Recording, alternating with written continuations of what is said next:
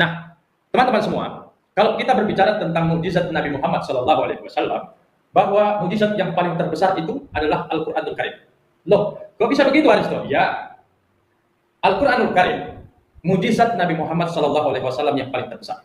Ya, bahkan mukjizat Nabi Muhammad bisa dinikmati oleh seluruh manusia sampai dengan saat ini, bahkan dinikmati oleh mereka yang bukan saja beragama Islam, tapi mereka juga yang non-Islam. Contoh, oke, kita berbicara tentang jasadnya Fir'aun. Ya, siapa yang tidak kenal dengan jasad Fir'aun? Ribuan tahun sebelum Muhammad Sallallahu Alaihi Wasallam ya, wafat, ketika beliau masih hidup, jauh sebelum ditemukannya jasad Fir'aun. Jasad Fir'aun tenggelam di laut mati ribuan tahun sebelum kehadiran Nabi Muhammad Sallallahu Alaihi Wasallam. Tidak pernah bertemu Nabi Musa Alaihissalam, tidak pernah bertatap langsung dengan Fir'aun, tetapi kejadian ribuan tahun yang lalu diceritakan kemudian oleh Nabi Muhammad SAW diceritakan di dalam Al-Quran, ya, Al-Quran yang kemudian dihadiahkan kepada Nabi Muhammad. Apa kata Al-Quran? Jasad Fir'aun akan tetap utuh dan tidak pernah akan rusak, tidak pernah dimakan oleh ikan-ikan di laut, akan tetap utuh. Itu sebagai pelajaran bagi mereka yang hidup. Lalu apa? Setelah ribuan tahun Nabi Muhammad SAW wafat, ditemukanlah jasad Fir'aun dalam keadaan utuh. Ini satu pembuktian yang sangat luar biasa, bahwa kalau kemudian kita berbicara mukjizat Nabi Muhammad, jasad Fir'aun masih tetap utuh dan ditemukan, terbukti benar. Dan yang meneliti tentang jasad Fir'aun yang ditemukan di laut mati, mereka adalah seorang profesor, seorang ilmuwan tidak beragama Islam yang kemudian memilih menjadi seorang muslim. Itu yang pertama.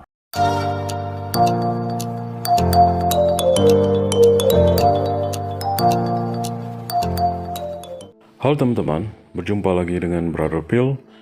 Kembali kita akan menanggapi video dari saudara Aristo. Di dalam videonya dia membandingkan mujizat Yesus dan mujizat Muhammad. Dia mengatakan bahwa mujizat Muhammad dapat dinikmati oleh semua orang. Dan salah satu contoh mujizat yang dimaksud oleh saudara Aristo adalah Al-Quran.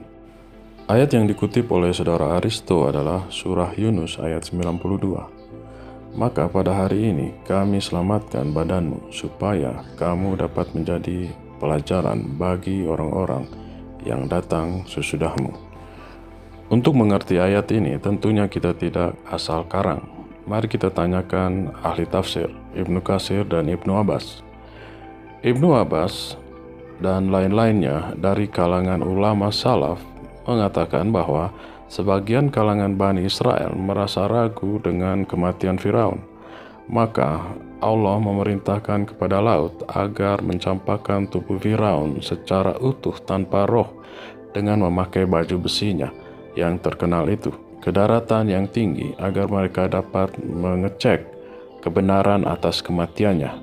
Karena itulah disebutkan oleh firman-Nya, maka pada hari ini kami selamatkan kamu.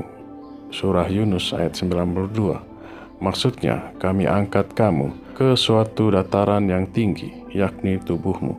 Dalam tafsiran Ibnu Abbas yang dikutip oleh Ibnu Katsir, sangat jauh berbeda dengan apa yang disampaikan oleh saudara Aristo. Aristo berbicara tentang mumi yang ada di Mesir, sementara Ibnu Abbas yang dikutip oleh Ibnu Katsir berbicara tentang bagaimana orang Israel ragu tentang kematian Firaun.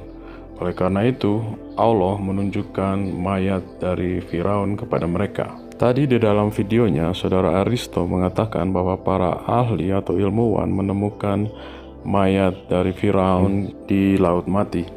Sementara menurut sejarah, mumi dari Firaun ditemukan di dalam pekuburan para raja Mesir. Dan yang meneliti tentang jasad Fir'aun yang ditemukan di Laut Mati, saya sangat heran kenapa tafsiran dari para ahli tafsir ini diabaikan oleh muslim modern saat ini. Apakah ahli tafsir tersebut tidak kredibel lagi dalam menafsir Al-Quran? Apakah pernyataan seorang mu'alaf lebih dipercaya daripada seorang ahli tafsir? Kita tidak tahu. Seringkali, saudara Muslim, ketika kita membaca Al-Quran, mereka selalu mengatakan harus mendengar penjelasan dari ahli tafsir. Dan saat ini kita sudah menyampaikan pernyataan dari ahli tafsir. Kita akan lihat apakah saudara-saudara Muslim lebih percaya kepada ahli tafsir atau kepada saudara Aristo. Oke teman-teman, demikianlah tanggapan kita terhadap video dari saudara Aristo. Tetap bawakan dalam doa saudara-saudara kita Muslim, khususnya saudara Aristo, karena Tuhan kita mengasihi mereka sama juga seperti mengasihi kita. Tuhan Yesus memberkati.